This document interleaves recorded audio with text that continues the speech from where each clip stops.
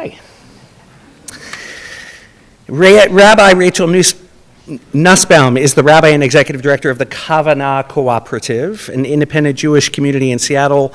Originally from Charleston, South Carolina, Rachel holds degrees from Duke University and the Jewish Theological Seminary.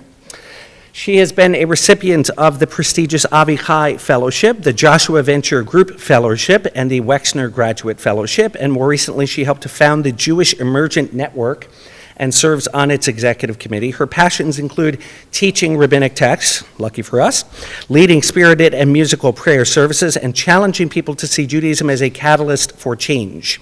She lives in the Queen Anne neighborhood of Seattle with her husband Noam Bianco and their 3 children. And that's all of the resume stuff. And between 1994 and 1998, Rachel davened and taught at Bethel. There's one of her students, and became a devoted student of Rabbi Steve Sager while she was an undergrad at Duke.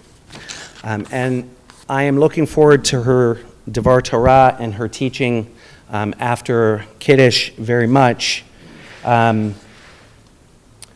because she is a wonderful teacher, but also I just want to say personally that sometimes the rabbi needs a rabbi.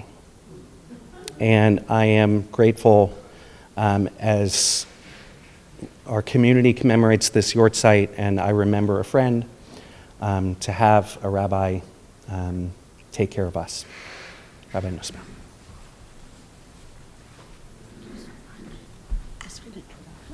Nice to have you here.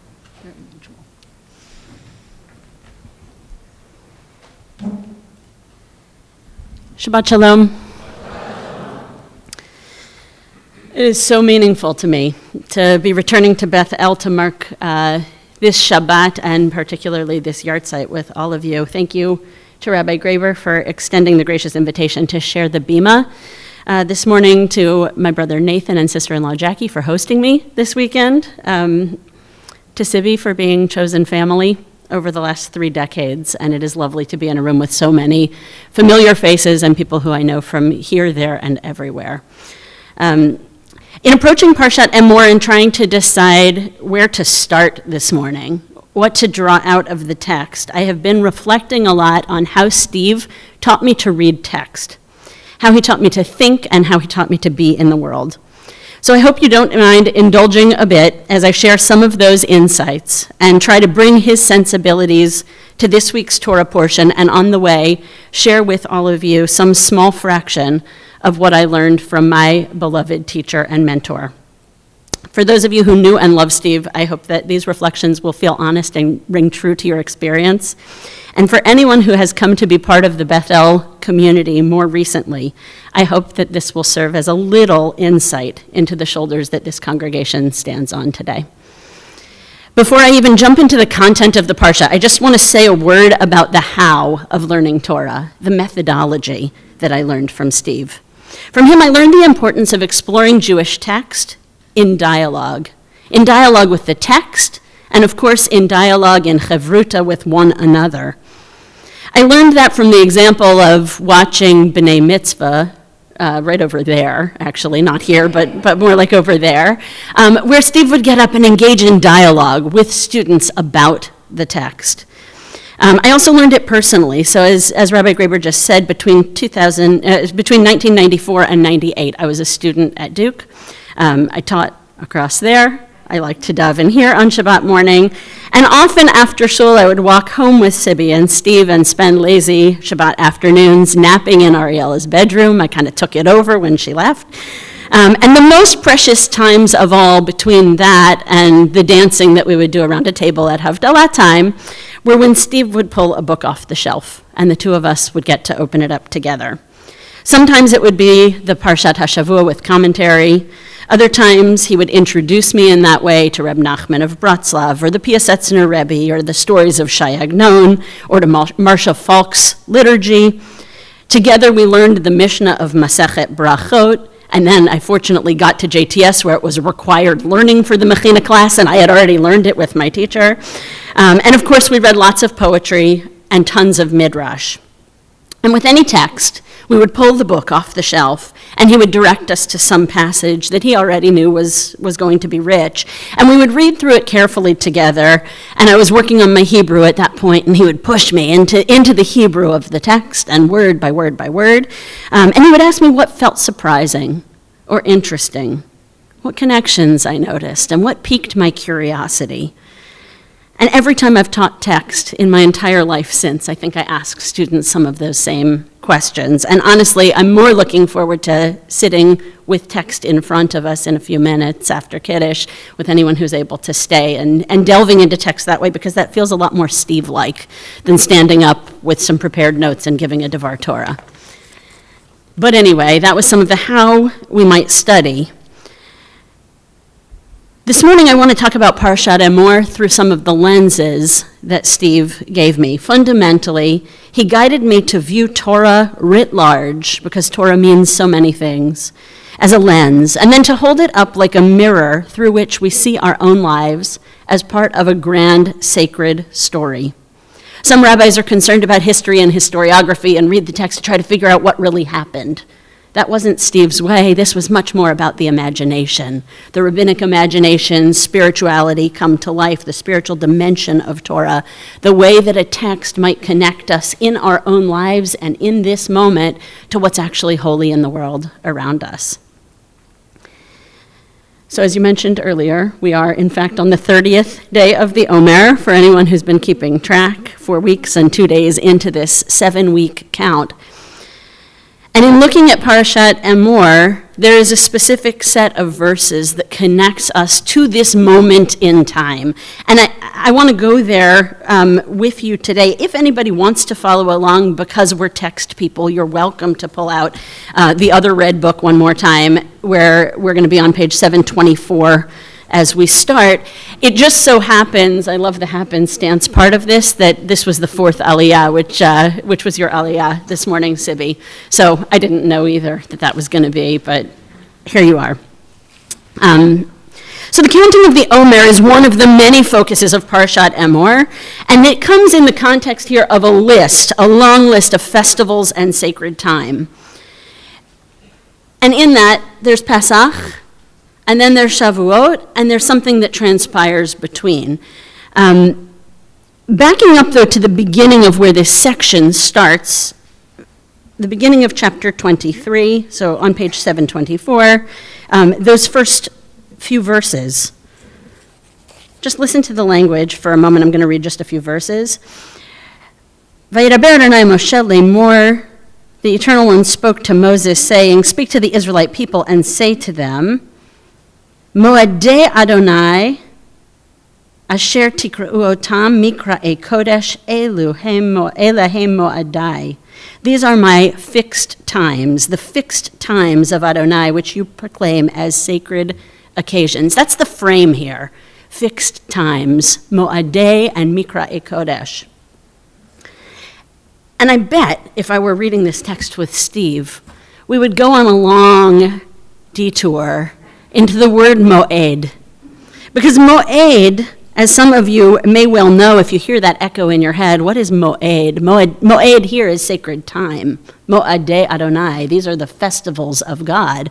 These are the sacred times, but moed also is sacred space, isn't it? Like Ohel Moed. And sacred time and sacred space, that feels very Steve, that mashup. I'm thinking of his fascination with the experience of the Kohen Gadol. I'm sure lots of you have heard him teach on this, right? The Kohen Gadol entering a sacred space at a particular time of the year to do a particular function, and sacred space and sacred time fold into one another. He also officiated at my wedding. Galia made the ketubah, of course, but Steve officiated at the wedding. And when Noam and I stood under the ketubah, we experienced what Steve had taught us, that we were in a sacred space and sacred time was folding on itself. We were standing under our chuppah in Charleston, South Carolina. The year was 2003, but also we were Adam and Chava in the Garden of Eden somehow at the beginning of time of creation, and also we were giving our guests a taste of the world to come, of redemption, of Od Yeshama. Like all of that was happening. Sacred time and sacred space were conflated because they had just folded onto one another. So with that sensibility, if he were reading this text, I think he would direct us to read this chapter of Parashat Emor and understand that these festivals are not technical practices. This isn't a how-to manual here, but instead, this is about creating sacred time and turning that sacred time into the opportunity for relationship, into meeting points for us and for God, about being in communication with one another. And in fact, there are multiple lists of festivals in the Torah. You probably know that. This is not the only one. There's another one in Numbers, and all of the maftir portions for the holidays come from those texts, and also the Musaf, the traditional Musaf text, comes from there. That's much more about the how-to. And also there's a list in Deuteronomy, and that's much more about the societal piece. But this is in Leviticus. The book of Leviticus is about that call to God, that relationship. And so I think he would read this here as the Moedim, the Mikra'e Kodesh, delineating for us sacred space and sacred time, and inviting us as we enter into sacred time, whatever it may be, to take a breath, like we did under my chuppah, and just hold that space for a minute silently. And then there might be a nigun that would float in to that sacred space. And maybe we would take the time to appreciate the multisensory nature of these festivals and to experience all of a sudden this holy time as a point of connection. So that's the first piece. So next, as you know well, as you alluded to in your beautiful words, connected to El Malei Rachamim, Steve always brought poetic sensibilities to everything. Now, his magic formula, you might not know it as a formula, but for me it has become quite the formula, was to take two texts, one classical and one something else, modern poetry or whatever it might be, and to juxtapose the two texts, and it would enhance the meaning of both. I'm thinking of blog posts like Ki Hine Kachomer, about the pot and the potter, and the MC Escher image. You've probably seen this, right? And I can never look at MC Escher without thinking about who creates what, and I can never hear Ki Hine Kachomer without thinking about these Escher-like connections because of Steve. So that formula became a winning formula for me in my rabbinic career. I have hinged my rabbinic career on that winning formula. My rabbinical school senior sermon at JTS used that formula. My interview at Harvard Hillel for my first rabbinic job, Adam was there, featured mashups between Parashat Vayikra, I believe, and contemporary Hebrew poems. So this is a winning formula. And I don't really know, I have to be honest, I don't know what texts Steve might bring us about Parashat Emor, but I thought of a couple of examples. Maybe, sort of, kind of. So again, indulge. Here are two ideas. I want to move us forward, if you do have a book out, flip the page to page 726, and take a look at verse 15 and 16, because here we are in the section now of text for where we find ourselves today. That's why I'm drawn here. This is about the Omer. This is about that window of time between Pesach and Shavuot. We already said we're on day 30 since the second Seder. We're counting. Look at verse 15. Usfartem lachem mimacharat haShabbat, and from that day which you bring the sheaf of the elevation offering, the day after the Sabbath, you shall count. Usfartem lachem. You shall count for yourselves 7 weeks. Sheva Shabbatot Temimot Tihiana. We're going to talk about those words in just a second. So you shall count. Usfartem is the command here. And if you double click on that word usfartem and new windows open up, that might be a thing you would do. You shall count or you shall enumerate gives you some different layers. Drawing on mystical traditions, some of the commentators notice that this verse might in fact hint at something deeper. A 19th century Hasidic rabbi, Rav Yisrael Friedman, says usfartem is actually like the word sapir. Just think about this for a second. The Samech, Pei, Resh. Usfartem is not counting. Usfartem is sapir, which means we have the English cognate sapphire.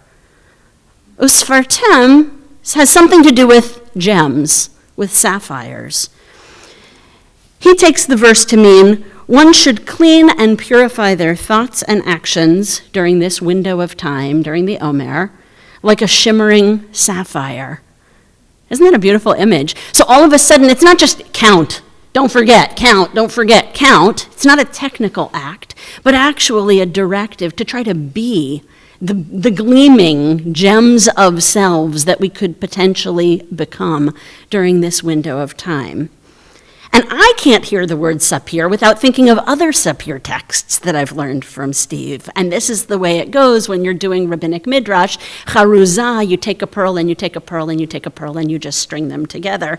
And if you've studied with him, maybe you also have heard that sapir is the word that's used in describing the pavement of the sky under God's throne back in Exodus 24, when Moshe and Aharon and Nadav and Avihu and the 70 elders of Israel all ascend and they see this likeness of God, v'tachat raglav k'ma'aseh livnat hasapir, and under God's feet was the likeness of a pavement of sapphire.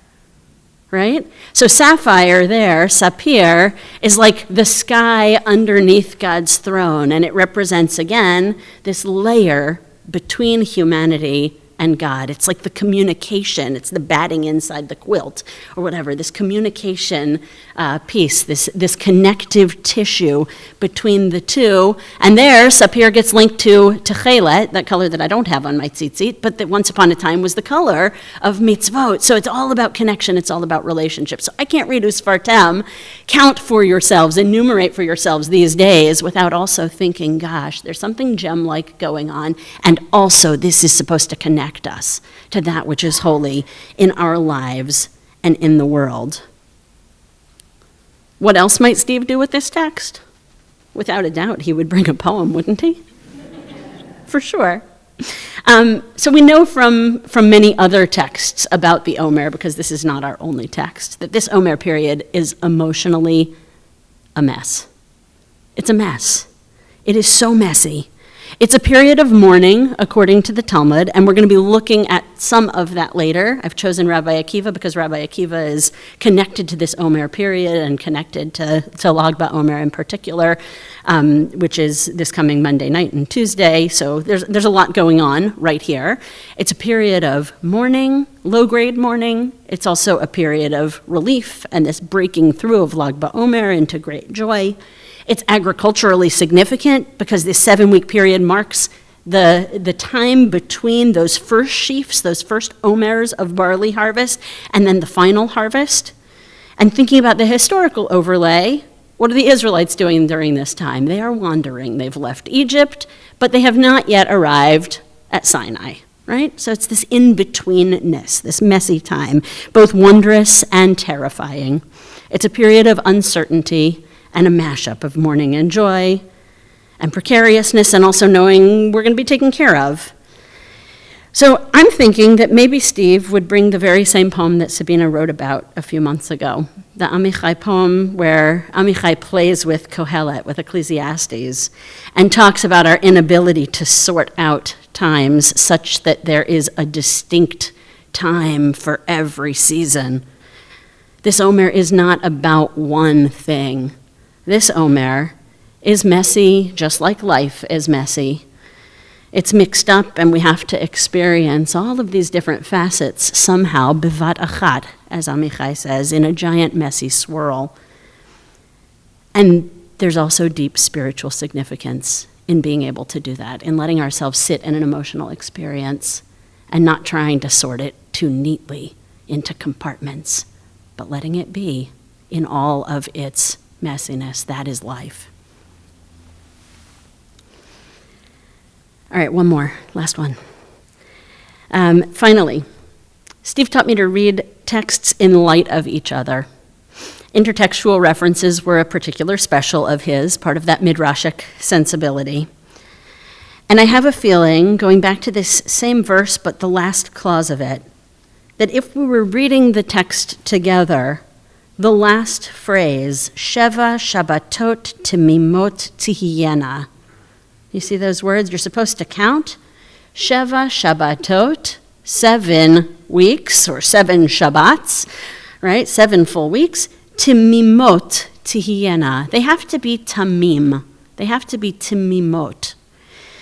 That word tamim is such an interesting word, and it connects us to so many other instances of tamim, of that word tamim. I'm not translating it on purpose. Sorry.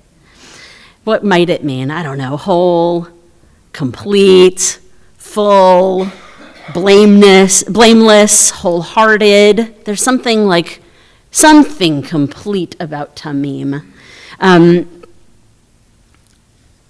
Associatively, I have a feeling, Steve would tell us, that Noach was tamim bedorotav. He was blameless in his generation. There was something whole about Noach. And that Avraham, too, is charged by God in Genesis 17, walk in my presence and be tamim. Be, I don't know, Everett Fox says wholehearted, something like that. Tamim is also what the priests are supposed to be at the beginning of this, and it's also what our sacrifices are supposed to be. Shnei kvasim, b'nei shana, timimim, we say, right? You're supposed to bring animals that are whole and intact. Something whole and intact and complete. So what might it mean in that spiritual dimension to be thinking about counting these weeks in a way that is full and whole and complete? Here I want to draw on the words of Carol Oakes, a teacher of philosophy and the author of lots of books on spirituality, who sums this up, I think, quite beautifully. And I'm going to read you a quote from one of her texts, which I just find exquisite. She says, "Making each day count is a valuable lesson which adopting the practice of counting the Omer reinforces. Counting each of the days of the Omer reminds us that our days are numbered, and it is our responsibility to make each day count. The deliberate way in which the Torah numbers the days of Sarah's life, 100 years and 20 years and 7 years, signifies both fullness of her days and also the significance of each and every day. So we count the Omer similarly, with similar careful focus in order to help us recognize the completeness of these days and of each day. We also learn from the years of wandering in the desert and from the individual struggles represented in the stories of our heroes and heroines that waiting itself can be a sacred activity, an opportunity for reflection and trust. Although the goal of the count may be the encounter with God at Sinai, we take meaning from the journey each step of the way. Take meaning from the journey each step of the way. All of our days are numbered, and it is our responsibility to make each day count." Steve lived those sentiments to the end, even during the days when, as he described it, his mortality was fitting a little more snugly. As for me, I do not take at all for granted how fortunate I am to have had a teacher and a mentor like Rabbi Steve Sager. How I read texts, what books I have on my bookshelves, how I conduct a hospital visit, how I understand the role of a congregational rabbi, all of this can be traced directly back to his example. I miss our phone calls, and my voicemails are always full because I won't delete so many of the voicemails that start in his voice. "Hi, Rachel, this is Steve. Just taking a walk around East Campus and was thinking of you on this beautiful day here in Durham," or "I've owed you a phone call for so long, would love to hear what you're thinking about for the Chagim this year." I appreciated his ability to hold the fullness of life, bevat achat, to listen deeply to my professional and also personal successes and struggles, and to share his and to uplift all of it as holy. On this Shabbat, as we mark the first yahrzeit together of Rabbi Stephen Sager, it's an honor for me to be in this sacred time at this sacred place. Although we can't return in time to the days when I remember Steve sitting somewhere right over there and pulling his talit up over his head and then disappearing and bounding downstairs to give a Devar Torah to the Kehillah Minyan and coming up again just in time, his presence is very much still with us. My relationship with him was a life-changing mentorship. From him, I learned the deepest Torah with a spiritual lens. I learned how to read, and I also learned Torat Chaim, the Torah of his life, of who he was and how he was in the world. Zecher Tzadik Livracha, the memory of a righteous person is a blessing. May the memory of our righteous teacher be a blessing and give each of us strength as we continue to move through our own wilderness of life during this period of the Omer and beyond, as we number our days and strive to make our own lives count. Shabbat Shalom.